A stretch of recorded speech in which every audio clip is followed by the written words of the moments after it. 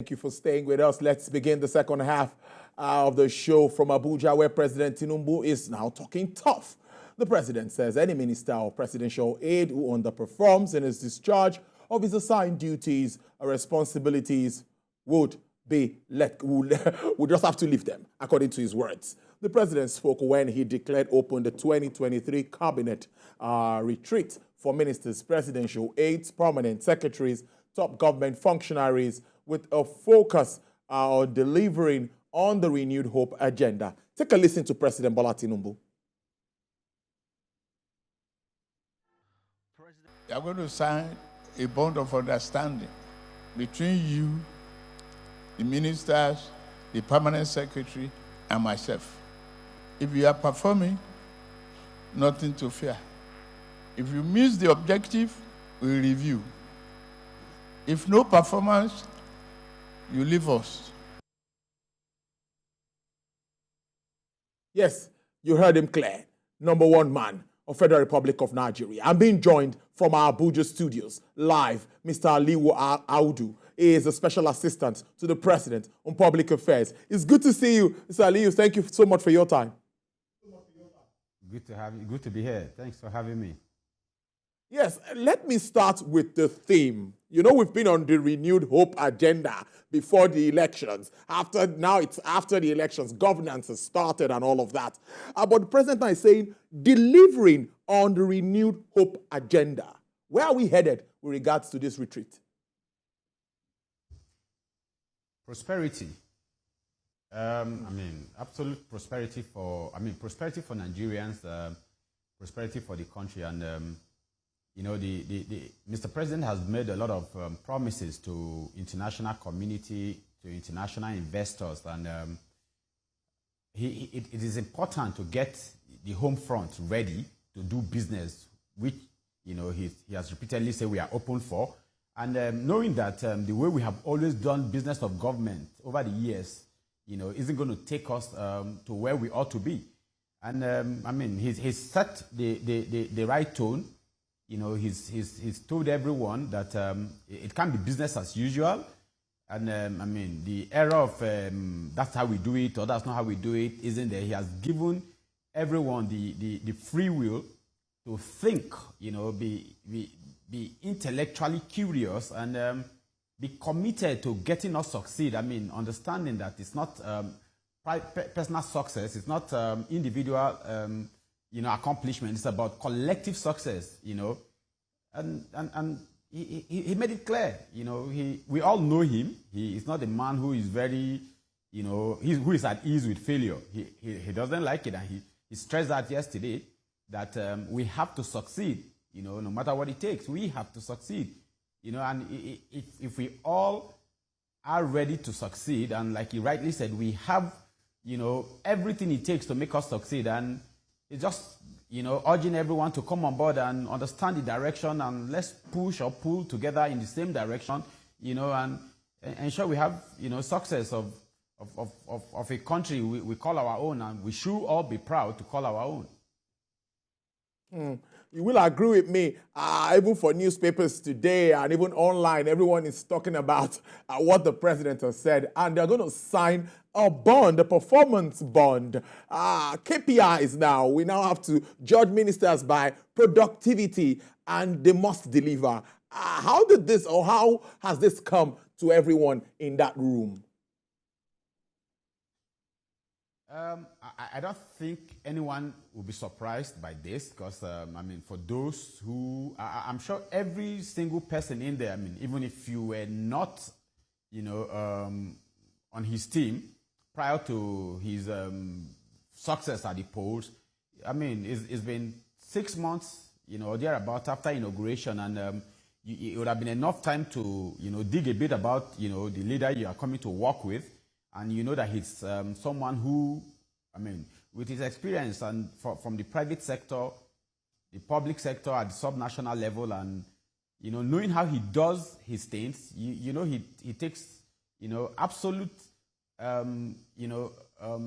he takes it very seriously when it comes to the business of succeeding, you know, at what he does. And coming to join a team like that, you just have to be prepared. And what he said yesterday was just a reminder or a wake-up call for those who were not, who didn't understand what it really means. Like he said yesterday, I mean, if at any point you've not been part of what's been going on, we're shutting out the lights and we're bringing everybody on board, not just those in government, not just the aides, not just the PAMSEC, not just the top government officials.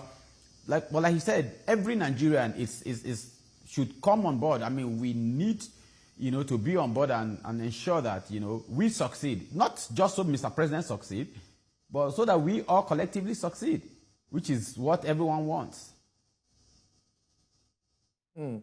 Getting more interesting, foreign investors that will be able to bring in their capital, invest, and repatriate their gains without problems. That indeed will make investors want to come in.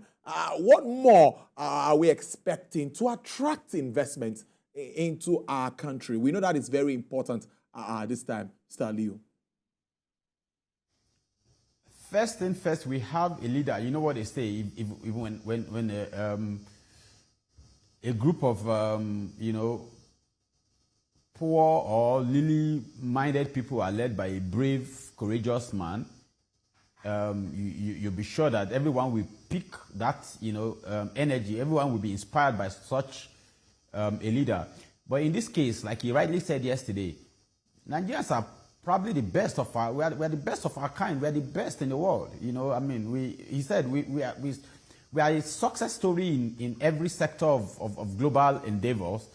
And it's really at this point should be a concern to us as to why we do not succeed at home, why collectively we are not a success. And that boils down to one thing: the culture of diligence, the culture of working to succeed, the culture of ensuring we put all of the right tools, make all of the right decisions, follow through it, question, what we do, like you said, the whys, the where, the what, the how, question it over and over again. The fact that a document gets to your desk, doesn't mean you should just put the signature either for or against. No, do a bit of research and find out what it means to the bottom line, and ensure you get everybody on board. Where there are disagreements, let's debate it out, like he said. I mean, he went as far as saying that, even as the president, no one should expect him to be perfect. I mean, when he takes a decision or does something that we think we should call his attention to, we should feel free to call his attention to them and discuss it with him. And he's a man of strong convictions and a man who believes in results. He's a result-oriented leader, and he just set, if anyone had doubt about the sort of man we have in charge now, he cleared it yesterday, and everyone is ready. The culture, we have to re-engineer our mind, our thought processes. We have to re-engineer the way we do things. We have to look back at ourselves and ask ourselves the tough questions as to what we have to do, what we should do, why we haven't succeeded over the years, and why we must now ensure we succeed within within a short period of time. Cooperation of civil servants who work in all of these ministries is also very important. You agree with me? So I'm thinking, how do we pass this message? They need to be on the same page with the leaders. I'm talking about the ministers now. So what, in your thoughts, do you think would change that mindset, of the civil servants and everyone, so that they know that, yes, this is goal. We need to achieve our goal. Delivery is key for our minister. That support, that handshake, that cooperation, how do you see us working it out moving forward? Yeah, he spoke a lot of that. He spoke on that a lot, about the relationship between ministers, PAMSECs, and MDAs and the civil servants. And quite frankly, I think it's pretty easy the moment we make up our mind on what we have to do or what we should do. Throughout the campaign, he reiterated the the need for us to have, to rededicate ourselves, the need for us to have that attitudinal change, like it's pretty simple. We all complain about the state of our nation, but it is up to all of us to decide, and follow through with ensuring that, all of the things that we used to do that have given us this result that we don't like, we stop doing them. All of the things we never used to do that are essential for us to succeed as a collective, we start doing them. Where we need to learn, we must learn. And, we are going to bring in these resources. By the time the culture, we are very attractive, as a nation. I mean, as bad as a lot of people would like to say we're doing, the international community are keenly watching and have shown time and time again, their strong interest to work with Nigeria. Is it the people? Is it our resources? Is it our numbers? I mean, the demography. We are in a good position to attract best of investment. But Mr. President wants our solution to be homegrown. He's not expecting us to outsource, our solution and get minds from outside. It was exciting when he reminded everyone there yesterday that he made it clear while the retreat was being planned that he wasn't looking for any facilitator, any foreign facilitator, any facilitator from a foreign land, and because he believes that the talents, the resources, the mindset, whatever it is we need to succeed, that we have it in abundance. And he has inspired a whole lot of ministers, advisors, cabinet members, aides, and that's going to cascade down to the civil servant, and it should flow to the general public. And let's know that the era of when it comes to politics, where it's party A versus party B, we get to that, but we have 4 years of governance, we have 4 years of turning our story around, and we have to work together. Collaboration is key if we must succeed. Very, very, very interesting stuff. Local content there. And of course, I agree with you. The president has continued to push the Nigerian brand since he took office. I'm impressed with that, because that perception is very important. Telling foreign countries that we are open for business. Bring in your money. We are ready. Let me now ask you specifically. Let's look at some sectors. Yes, not very, all in ministries are, of course, very important, but some giant strides we've noticed in, like, the Interior Ministry. Look at what has happened regards to passports. I'm a beneficiary of that. I would say it on air. Just 2 weeks, less than 2 weeks, I got my passport renewed. Look at what is happening with solid minerals. We see signing of deals and agreements and all of that, impressive ones. And also the agricultural space. Marine economy is also there, where we are also looking at now the new oil. What is your take and what are your expectations? Some specifics, just as you are a member and seeing what is playing out. What are you looking at moving forward as we move towards, of course, the end of 2023? Yeah, I mean, at the retreat yesterday, I personally had to look for Honorable Minister of Interior, BTO, and as he's fondly called, that, and I mean, I had to give him his flowers. Like, it really, like many Nigerians know, it really doesn't take so much, to get us working. Body language of a leader. The culture that you institute you instill in your members, in your team, and the assertiveness of a leader in showing direction and saying that, this is where we need to go and we have to succeed. If we do this, the moment a leader is able to convince the followers that,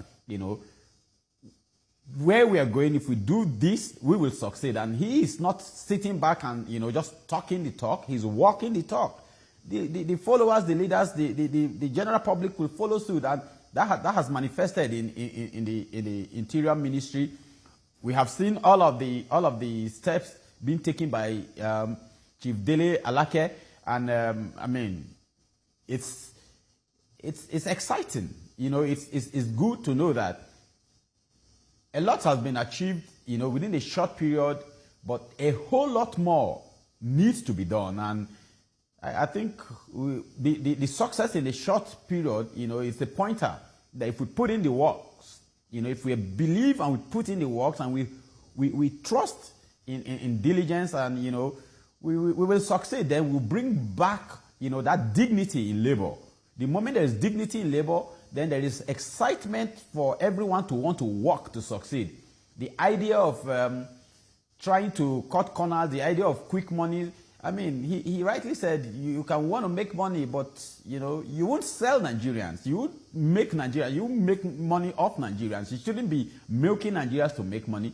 It should be about getting Nigerians to be productive, getting Nigeria to be to be economically, solid and strong, and improve the bottom line, quality of standard, the standard of living of the ordinary citizen. He made specific demands. He talked about getting 50 million people out of poverty line. We have about 60-something million people according to the data. I mean, we have our work cut out for us, and with the right leader and the right mentality, we know it's not going to be a walk to the park, but we are Nigerians. We are built for this. We can do this, and he's shown that yesterday, and he showed that in his personal career. The last 30 years that has been in the public eye, we have seen, how he has grown, how he has, gone from being a senator to sitting as the president of the Federal Republic of Nigeria today. And it's not been down to anything else other than, his sheer intelligence, intellectual curiosity, commitment, perseverance, consistency, and networking. We have this. We have people. We have stories. That should inspire us, and we really have no excuse to not succeed. Really, I agree with you. Expectations are high. I will keep a tab, on you, having you join us to, do some monitoring and evaluation as we move on. Mr. Ali Adu, what more do you have to tell Nigerians at this time before I let you go? All right. I mean, the fact is, it's been 63 years of independence, and our forefathers, those who fought for independence of this nation, I mean, they knew we were different. They knew of all of our diversity. I mean, they saw it as strength. So should we. And when you take a look around and you see a lot of people bothered about the state of the country, it is because we all know we deserve better. It is because we all know we can have better. It is because we all know we can do better. If we put our hands together, say no to the primordial sentiments that have threatened our unity, primordial sentiments that have tried to broaden our fault lines, and look at our story as a glass half full, not half empty, and identify what we individually and collectively have to do to ensure this collective success. We will do this, because the other thing to think about are the consequences of not doing it right and doing it now. Let's imagine the state that we're in now. Let's imagine the decline in the last 20, 40, 50 years. And let's imagine what's going to be in another 10, 20, 30 years if it continues on that slide, on that downward slope, without turning around things. What do we want to do? We can do all we want to do to fight for ourselves. And what kind of country do we want to leave behind for our kids? It really should bother us, and it really should make us have a change of mind and say, all right, let's give ourselves this chance at success. Let's do what we have to do. We have a president who is talking big. He's a big talker and a big doer. He believes in himself. He believes in this nation. He has never shown any doubt about that. I mean, it is painful that we have people who work for multinationals who are probably doing fairly okay and are willing to drop that and travel abroad and do all sort of whatever kind of jobs, just to jackpot and just do whatever it is. It's about building a system that would succeed us, building a system that in our last quarter of life, we look back and we look at the country we came into, and we look at what we've done, and we feel accomplished, and the culture of doing it, which is very essential, because the culture has to be maintained so that those coming after us, the generation after us, will learn from that, improve on what we've done. I mean, no problem. Our problems are never going to be totally solved. Like we like to say, problems not they finish, but we have to be able to live, in such a way that, the most vulnerable amongst us, have a fair shot at life. Interesting stuff. Mr. Aliyu Audu is a special assistant to the President on Public Affairs. Thank you so much for your time. I do enjoy the rest of your day. Thank you for having me.